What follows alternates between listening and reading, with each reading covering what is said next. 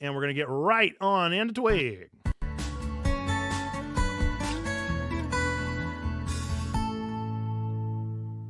Welcome into Twig, your weekly, geekly, family-friendly news show that tackles everything from more Stardew Valley coming soon, and then Microsoft layoffs with some games in between. If you're listening on the podcast version of the show, be sure to give us a good review. Click that like button if you're on YouTube, or come and listen live on Twitch every Tuesday night at 8 p.m. That's obviously the best way to do it, because then you get to hang out in the chat, have conversations with us, and talk to us about all the exciting things going on in your life, and then also react to the news right alongside us. So the first thing that we're going to do, as we always do, is get this show started with our watch, play, read. I'm going to talk about the things that I've been watching, things that I've been playing, things that I've been reading over the past weekend. I hope that you'll drop in the chat and let me know as well. Or if you're watching after the fact, drop down in the comments down below. By the way, welcome to Checkpoint Church, church for nerds, geeks, and gamers, where Twig is hosted. I'm Nerd Pastor Nate, the pastor of this community. And with that, we're going to get into what I've been watching, playing, and reading. So I am a big old weeb, and so I have been watching through all of the anime that are out there in the current season. We're just getting started with a new season, and the one that has intrigued me the most so far is Metallic Rouge. It's hard to describe. It reminds me of Detroit Become Human. It reminds me of I think it's animated by Bones, but it reminds me of something animated by Trigger, and the storyline is it's very interesting. I can't come up with the right word to describe it. It's definitely strange, tense, even cyberpunky, but I'm into it, and that's what I'm checking out. Also, the Game Grumps have just started playing the second Ace Attorney game after a 2-year break. And for those of you that do not know, all you got to do, if you want me to come watch your stream, let me know you're playing Ace Attorney. I'll be there. I'll drop everything. I'll drop everything to go watch another Ace Attorney stream, let alone the fact that the Game Grumps, one of my favorite OG YouTube channels, are playing it. I'm absolutely sold, hook, line, and sinker. Some of the things that I've been playing over the past weekend is a lot of Pal World, just so much Pal World, but I did officially start another Code Recollection, so we're 3 or 4 hours into that one. We'll see if we can make some more headway here in the next couple days. Pretty short game. I think I'll be able to finish it by the end of the weekend and let you know what I think about that one. So far, it does seem a little bit kiddish, but it's definitely a good game, an interesting game, and reminds me a whole lot of Hotel Dusk. So I sure hope this means that Hotel Dusk is about to come out around the corner. And I have been reading a book that was recommended by some marketers that I listened to their podcast called Clear Thinking. We'll see how that one turns out. Literally just started it, reading the intro today. And then my 1001 book from the 1001 Books to Read Before You Die is called Perfume, A Story of a Murderer.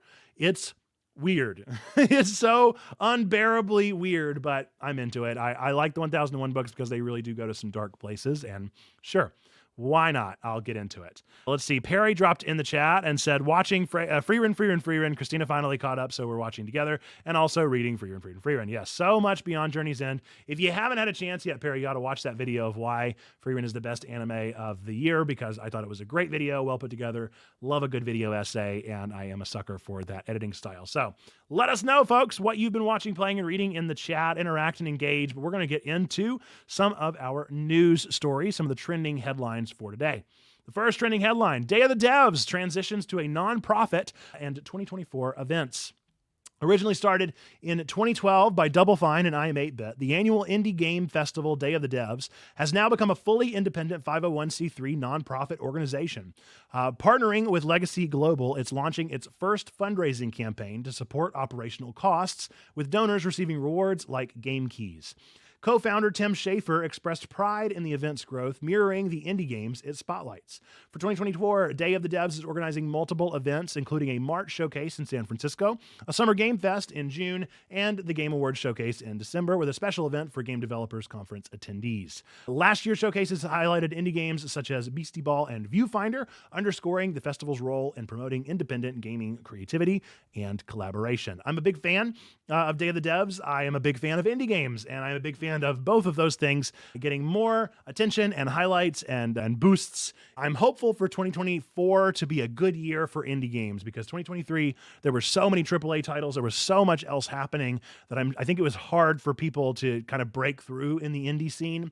But I'm very hopeful that 2024 is going to be the time where a lot of people are like, should we release our game? I guess we're going to finally release our game now that there's no more Breath of the Wild 2 coming out, right? There's no more of this experience happening. So now maybe our games will actually get some attention. If you've never checked out the Day of the Devs, I always go for whenever they do their like special deals with Humble Bundle. So I already support them as a nonprofit sort of thing, so I'll definitely look into backing them in whatever campaign makes sense. Maybe we'll consider supporting them for some of our checkathons, because I think indie games are great, and I want to support them in whatever way we possibly can. All right, our second news story for tonight. Microsoft reaches $3 trillion valuation amid layoffs. Microsoft has achieved a significant milestone, becoming the second company ever to reach a $3 trillion market valuation following Apple, which attained this status last December. The remarkable achievement comes concurrently with the company laying off 1,900 employees from its gaming divisions. A move influenced by the aftermath of its $69 billion acquisition of Activision Blizzard. Notably, the layoffs did include staff from Activision Blizzard, particularly from a now-canceled survival game project.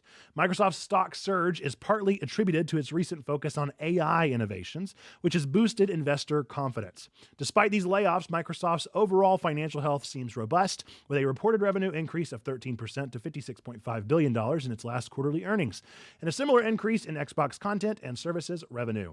The company is poised to release its full year earnings for 2023 soon, which will provide further insights into its financial trajectory and impact of the recent layoffs. This is a double hitter. I'm definitely very appreciative of the author of this particular article. The journalist that broke this did a good job of sharing this exciting news of breaking the $3 trillion mark, while also saying, but hey, remember they also just laid off the most people that we've seen of the gaming layoffs so far. This has been a hard year, a hard season, and especially hard to see Activision Blizzard do the daunting process of the past 2 years of being acquired. And then as soon as they are acquired, for these massive layoffs to happen, it's quite disheartening, disappointing, but unsurprising, I would say. I think that one of the big surprises is I think we got word confirmation that one of the presidents of something was not going to ever leave, and they left and have already been replaced. So it's bizarre. It's a bizarre time to be in this world of gaming and to see the acquisitions continue to take over. It's important to remember that this is a business, this is a corporation, and all that we can do as people trying to do good, do no harm, and strive to grow is to make sure that we are doing all that we can possibly do to make sure that harm is not caused to employees. We pay attention to good severance packages. We make sure that we support indie games and new game companies. We'll talk about that here in a moment. Do the best stuff that we possibly can to support these people that are looking for new jobs in this market. All right, with that, let us know your thoughts on this Microsoft deal, and let's move into our next news story.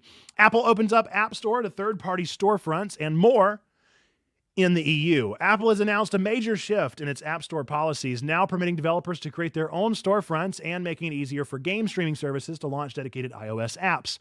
This aligns Apple's practices more closely with Google's, potentially allowing companies like Nvidia and Xbox to offer their cloud streaming services on iOS.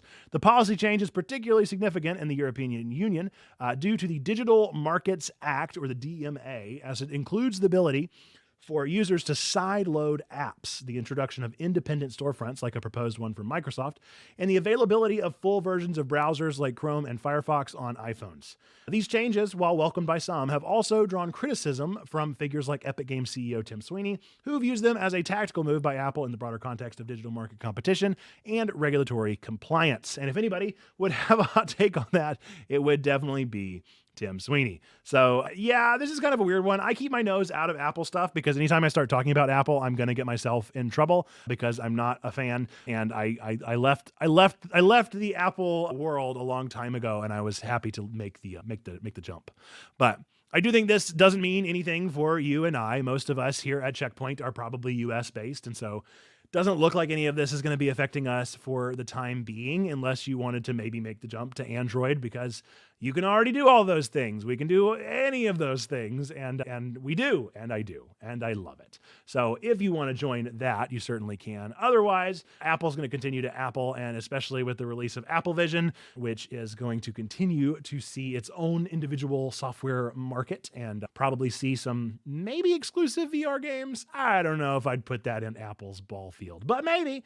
And we'll see more stuff coming out of them in the coming years. It does feel like Apple is kind of like poised to kill right now. Like, it feels a little bit like they've been kind of quiet for the past couple years, and now they might be ready to pounce. So we'll see. All right, Bat says, watched about a season of The Nanny yesterday because I've been sick. It's also because we mentioned it on stream, because I feel like we mentioned it on stream. Read more academic stuff and some of book 6 in the Wheel of Time, and made some killer pasta for dinner. Well, that sounds delicious. I love pasta, especially when it is made killer. All right, folks, let's move on to our next news story. This one has been submitted to us like a billion times to the Discord as well, so we're going to go ahead and talk about it in our main show. Disney's holotile floor is a step towards a real-life holodeck. Disney has unveiled an innovative creation, the holotile floor, inspired by the holodeck concept from Star Trek and potentially revolutionizing VR reality experiences. This floor, a brainchild of Lanny Smoot, a newly inducted member of the National Inventors Hall of Fame with over 100 patents, is described as the world's first multi-person, omnidirectional, modular, expandable treadmill floor. Comprising numerous tiles, it keeps users centrally positioned, enabling shared VR experiences without the risk of collision or stepping off the surface.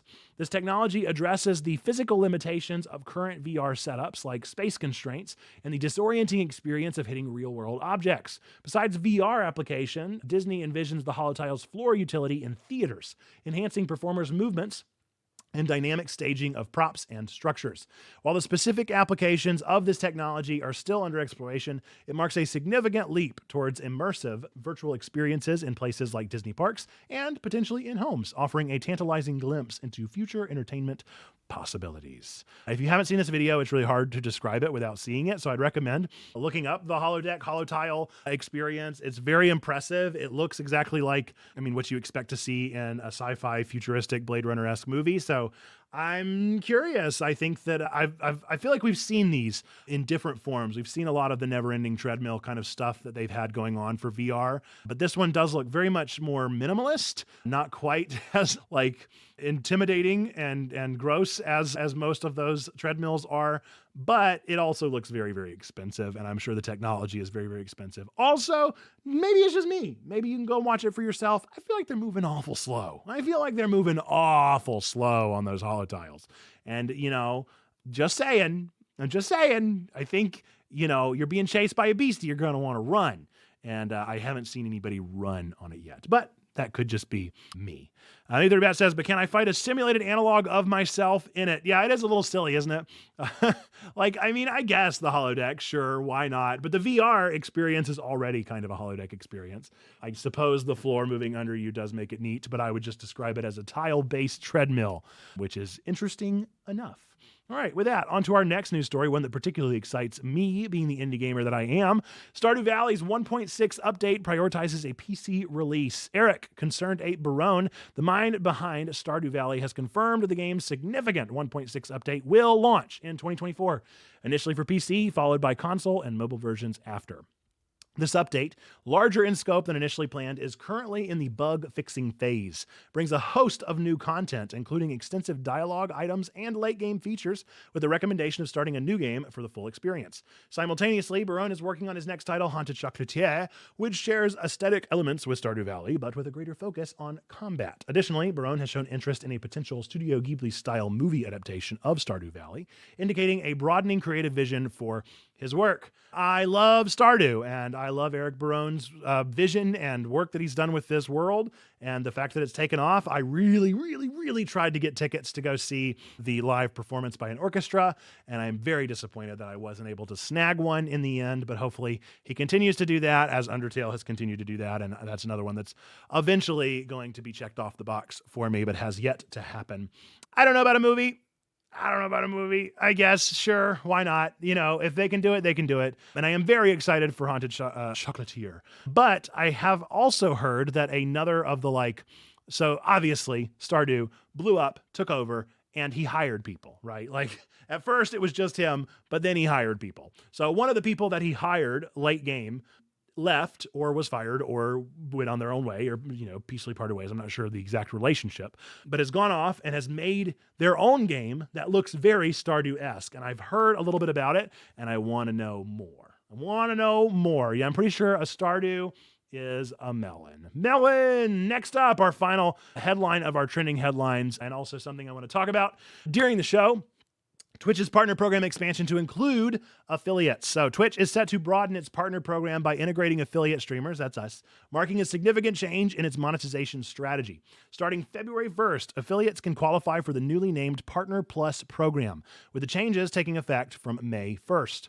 This program adjustment will enable both partners and affiliates to earn higher revenue shares from subscriptions. Affiliates can attain a 70-30 net revenue share by reaching 300 plus points, reduced from the initial 350, and a 60-40 share by maintaining 100 plus points for 3 consecutive months. Additionally, Twitch has removed the 100K cap on the 70-30 revenue share, addressing streamers concerned about earning restrictions. This move is expected to provide a level playing field for affiliates, allowing them to potentially earn as much as their partner counterparts, significantly benefiting those starting their streaming careers on Twitch.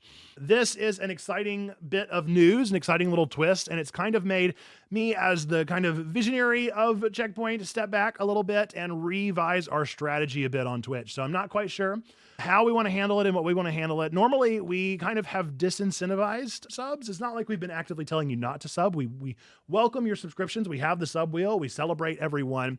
But if we're going to reach these goals, then we're going to have to kind of push for subs a little bit harder. So I'm not quite sure what that's going to look like. I also don't want to be gross about it. So I don't know what that's going to look like exactly yet. But one perk that I can definitely give is to do essentially the Patreon thing and include all of our Twitch subs at the bottom of our show here. So the end of TWIG, we are going to be thanking those who have subscribed to Twitch, because this is a Twitch themed show and we're glad to be hosting our podcast live on Twitch. And so we want to incentivize a thank you for those that have given us their hard-earned money and allowed us to continue doing what we're doing via subscription. So that's something we're going to try and see how it goes. We might start pushing more. We might start setting goals. We're not sure exactly what that's going to look like, but we would like to increase sustainability. We are a real ministry. This is my real job. And in order for us to figure out how to sustain, we've got to talk about things like this as they happen. I'm certainly not sold on,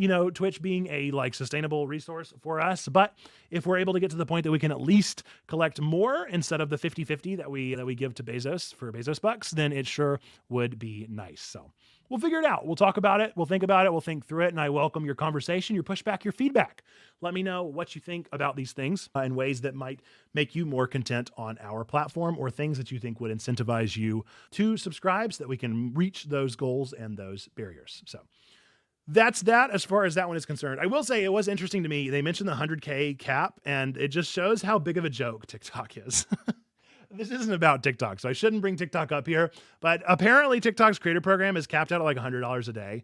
It doesn't matter how much money you make on TikTok. You can make hundreds of thousands of dollars. But if you are a creator on TikTok, they cap you. Every single day you can withdraw $100 exactly. So, that's not nothing, but $100,000 versus $100 a day, that's pretty insanely different, right? Especially if you're creating on the same level as you're creating on Twitch. Now, that's also hearsay. I have no idea how much they actually give. That's just how much I've heard from content creators out there. So not trying to come out against anybody here, just saying I think that is interesting to see kind of the madhouse that is TikTok. Yes, it is very weird. But yeah, TikTok is questionable in a lot of their ways that they distribute information. So yeah. Curious stuff, interesting things. And TikTok is, the biggest thing around. So maybe they're trying to figure out how they're going to sustain for a longer time. You'll say it. I know you will, Bats. We'll let you say it. All right. With that, we're going to go into our next segment of the show, which is, of course, everybody's favorite part, Cryptic Critiques. That's right, it's time for Cryptic Critiques. This is where I find 5-star games, or at least particularly beloved games, and I read off some 1-star reviews that they've received that I find to be quite funny. So if you would like to play along in the chat, I'm going to read off 3 prompts. You can type it in the chat and just write down maybe what prompt we were on when you guessed it. Or if you're watching on TikTok later, which I would never say a negative word about TikTok. If you're watching on TikTok later or YouTube Shorts, then you can just type your guess right on in the comment section. So don't go to the comments until you've had a chance to hear these prompts so that you don't get it spoiled for you. All right. The first Cryptic Critique prompt. Again, this is a beloved game that has gotten 1-star reviews. The first prompt is, this is just chores. This is just chores. Prompt number 2 is, I'm exhausted and I still haven't even cleaned my own house. I'm exhausted, and I still haven't even cleaned my own house. And then the third and final prompt is, I'm glad that gaming in 2023 is diverse enough that a game about something this boring can become a commercial success. That's all I have to say here.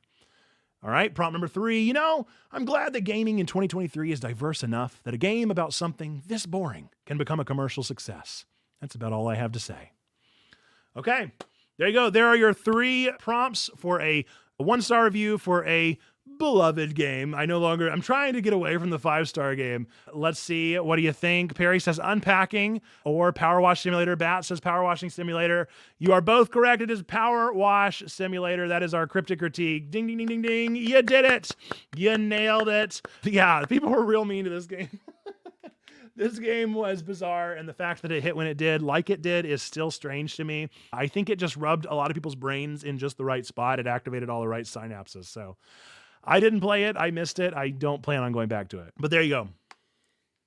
Power Wash Simulator. So I'll read those reviews again now that you've heard what it actually is. So these are 1-star reviews for the video game Power Wash Simulator. Prompt number 1, this is just chores. Prompt number 2, I'm exhausted and I still haven't cleaned my own house. I love that one. And then prompt number 3, I'm glad the gaming in 2023 is diverse enough that a game about something this boring can become a commercial success. That's about all I have to say here. So there we go. I loved it. Yeah, it could be unpacking as well. Yeah. Fun stuff. Very fun prompt for us there. With that, we're going to get into our next segment of the show. We asked for news yesterday over on our Discord server. Ask questions, get answers. We always ask on Mondays at around 8 a.m. in the morning Eastern time. So if you want to submit news, submit it there. And I typically try to pick 3 news stories from there that I find particularly interesting or I think that the community would like to hear. So the first one, Koji Kondo's induction into the AIAS Hall of Fame at 2024 DICE Awards. Renowned composer Koji Kondo, celebrated for his musical contributions to the Mario and Zelda games, is set to be inducted into the AIAS Hall of Fame at the upcoming 2024 DICE Awards. This honor makes him the first Nintendo recipient in nearly 30 years, following Shigeru Miyamoto's induction in 1998. AIAS President Megan Scavio praised Kondo's work as timeless and impactful, highlighting his 39-year tenure at Nintendo. Kondo's career began with 1984's Punch-Out!, and he has since been integral to iconic Nintendo games, including Super Mario Bros. And Super Smash Bros. Ultimate. He also contributed to the soundtrack of the 2023 Mario movie and played a role as an executive producer on several Nintendo games. The fact that they did not mention Legend of Zelda here is bizarre to me. Why did we mention it only at the beginning and not in his most notable achievements? What are you thinking, ChatGPT? Where was I? Expressing gratitude for the recognition and support, Kondo committed to continuing his efforts in game music and sound development. Additionally, his work in Super Mario Bros. Wonder has earned multiple nominations in many categories at this year's DICE Awards. The 2024 DICE Awards ceremony is scheduled for February 15th, where the gaming industry will celebrate Kondo's influential legacy. Yeah, as I was saying, I think that it's pretty bizarre they didn't mention of Legend of Zelda. I think that whenever I think of Koji Kondo, I think of Legend of Zelda. I certainly do think of Mario as well, but for some reason, I still consider... I think the music of... that's not fair. Mario music is so good. It's all good. It's all good. It does surprise me that there have not been more inductees into the Hall of Fame from Nintendo. Like Sakurai? No Sakurai? What are we talking about? Why is he not in there? I guess maybe we're about to see like a big sweep, but if Miyamoto is the most recent one in 1998, that's nearly my entire lifespan. We've not had another Nintendo nominee into the Hall of Fame. What are we doing? Come on now. We got to get it together.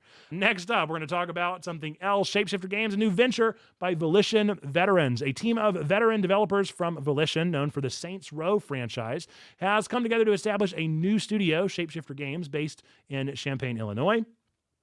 This formation follows the closure of Volition by the Embracer Group as part of its sweeping restructuring, which affected various other studios. Shapeshifter Games is designed as a co-development studio, aiming to collaborate with other developers and publishers in creating AAA games. Key figures from Volition, including principal producer Rob Loftus and franchise creative director Brian Trafficante, have taken leading roles at Shapeshifter. The team expresses enthusiasm about working together again and embarking on this new journey with an emphasis on growth, sustainability, and brighter prospects in the industry. Shapeshifter, specializing in open world games in Unreal Engine 5, is reportedly already involved in a co-development project for Xbox Game Studios. The studio's formation amidst a challenging period in the gaming industry represents a resilient response to the widespread layoffs and closures, signaling a continued commitment to game development and innovation. So this is an interesting one. I do not really care for the Saints Row games. I did not play any of them. I have no real concern about them, but I do love the people that make games. And so I'm very happy that they have found a footing and that they're already making partnerships and that they're already creating for Xbox Game Studios. So hopefully we will see this studio continue to flourish and these jobs continue to be productive and expand and create more jobs for more people to live into the life of creating video games, which is a good and wonderful thing to do. So I'm happy to see this news, even though I could not care less about Saints Row. Some people love it, and I'm glad that hopefully they'll be getting more games from this team. With that, our final to the Discord, Rocksteady Suicide Squad early access issues lead to a quick response of takedown.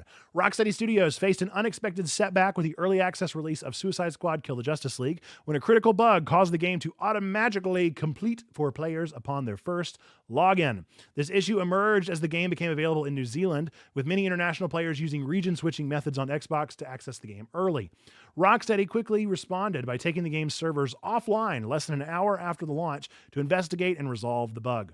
The studio acknowledged the issue and informed players of the necessary downtime for maintenance, which was expected to last several hours. Despite this hiccup, Rocksteady has identified the cause of the problem and is actively working on a fix. The official release for the game is scheduled for February 2nd, 2024 for PS5, Xbox Series XS, and PC via Steam. The situation underscores the challenges and complexities of game development, especially in the realm of online multiplayer titles, and highlights Rocksteady's commitment to ensuring a quality gaming experience. Been a weird one. We'll talk a little bit about this one towards my three things because it's been a rough go. This is kind of, to be expected. I wasn't super surprised to hear about this. This game has been kind of notoriously scuffed from day one. And so I can't lie and say like, no, I can't believe this game has a bug in it, like a game breaking bug. I can't believe that. Like, of course it does. It feels like every game of this caliber is coming out with bugs nowadays that need to be patched. And the day one patch will surely handle it. So mostly a non-story for those of us out there that may be playing the game whenever it actually releases, but bizarre nonetheless to continue seeing this happen in the world of video game creation. All right, next up, we get into our next segment of the show, which is my personal favorite. At this point in history. At this point in nerd history, what came out on exactly this day, January 30th, throughout time and space? Some interesting ones today, some weird ones today. So I always love talking through these. One of the games that I've never played, but always wanted to play, 2007 Rogue Galaxy, which I can see the cover. I can see the cover for like right away. Rogue Galaxy came out. And then 1985 on the Famicom in Japan, Ice Climber was released. So that's a bit of a classic. Going back in time even further to some TV, this point in histories, 1933, I guess technically I'm going to say TV, but it was definitely radio, but I don't have a category for that. So it's fine. It led to a TV show. 1933, The Lone Ranger was heard on the radio for the very first time. 1933, The Lone Ranger was released and heard, and it was a long history from there that led to Johnny Depp somehow. Movies. Only one movie came out today in nerd history that I really cared to say, but it is a good one. 2009, Taken. Liam Neeson's Taken was released. I still remember watching it in the movie theaters and then also on TNT for, I don't know, every week after that. They just kept showing it and showing it and showing it. And it's such a good movie, but man, did they show it a lot. All right, last one. We've got some random news, and these are going way back in time for this one, just because I thought they were interesting enough. Not necessarily nerdy here, but fun facts. In 1972 in Northern Ireland today, British soldiers shot and killed 13 Roman Catholic civil rights marchers. Some of us out there may know the day as Bloody Sunday. Today is in time and space on January 30th, 1972, Bloody Sunday. 1798, this is just a fun one, but in 1798, the first ever brawl in the U.S. House of Representatives took place. Congressman Matthew Lyon and Roger Griswold fought on the House floor. So 1798, there was a first scuffle with the fisticuffs. They got the fisticuffs officially putting up and taking a brawl. How dare you not vote the way I vote, see? Fun facts. Fun facts there were had by all. Random ones nonetheless, but hey, you take what you get and you don't pitch a fit. That is what my daughter's preschool teacher says, and I've adapted it into my lexicon. All right, with that, into our, I think, penultimate segment of the show.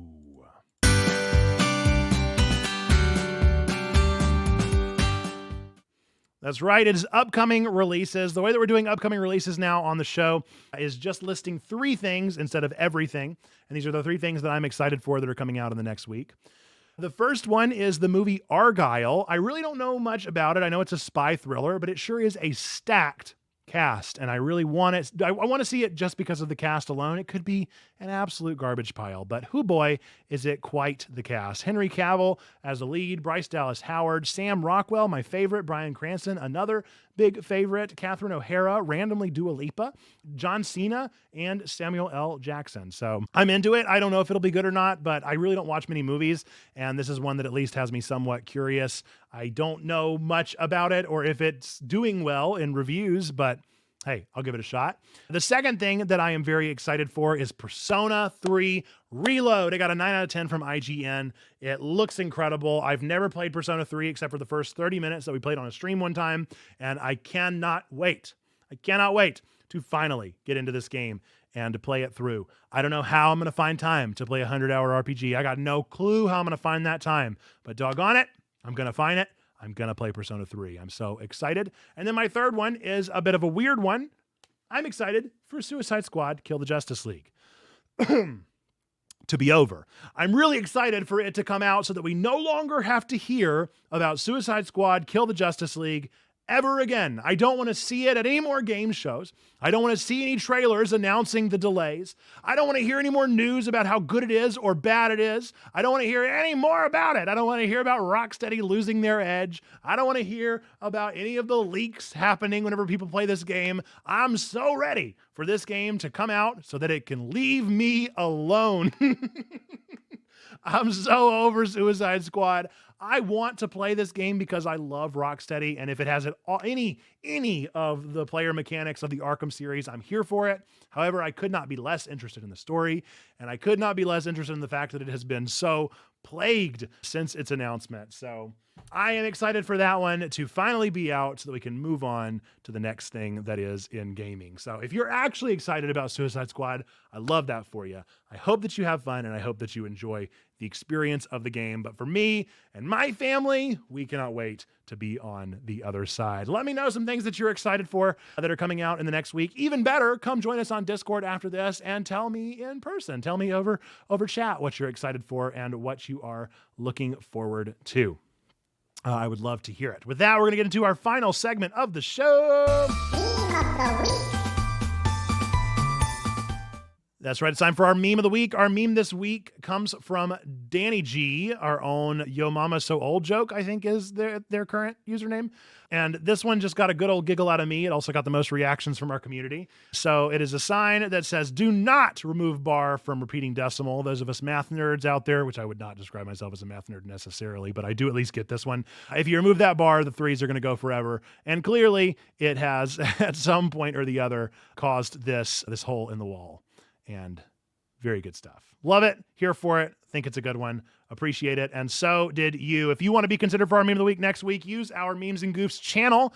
And when you do, the one that gets the most reacts are the ones that I typically use and pull from for the upcoming week. All right, with that, we're going to get into our closing notes of the show. This has been TWIG, your weekly geekly family-friendly news show delivered live on twitch.tv/checkpointchurch each week, keeping your family connected to the world of nerdy news. If you watched this far, you likely enjoyed this one, so remember to give us a 5-star on your favorite podcast app. Click that like button. Recommend this show to your favorite nerds. Folks, we are really about to hop off stream. We're going to hop over into the Discord.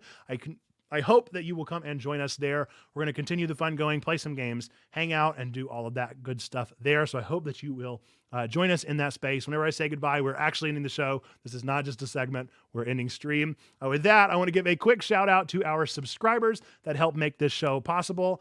We have Mayfly, Jate Live, Pineapple Pope, H-Man, Strange Dunn, Kung Fu Carl, Zando Calrissian, Elias Raven, Deacon Shannon, Bweesh, Perspective, Wise and Lemur, Sneaky Pig, Splash Force Gaming, Yakeem, P, Twyla, and maybe 30 Bats. And of course, also all of you watching and supporting. We appreciate everything that you do for us. Thank you for making this possible. Thank you for making Checkpoint Church possible. And we appreciate you so much. Is there Twig next week? Yes, there will be Twig next week. And I look forward to having that. With that, we're going to wrap this one up as we always do with our 3 things that we believe to be true about every single one of you out there. Whether you believe in God, don't believe in God, go to church, don't go to church, hate God, hate church. We still believe these 3 things to be true about every single one of you. Number 1, we believe God loves you, like really, really loves you. Number 2, we love you. We want community with you. That's what we're doing here. And number 3, believe that you, yes, you matter. You are a person of sacred worth. The world is a better place. Why? Because you are in it. Folks, with that, until the next time that I see you, maybe I'll see you over on Save Point Ministries, 1 o'clock Eastern time over on Thursday. So maybe I'll see you there. I would look forward to doing that. With that, until the next time that I see you, folks, bye-bye.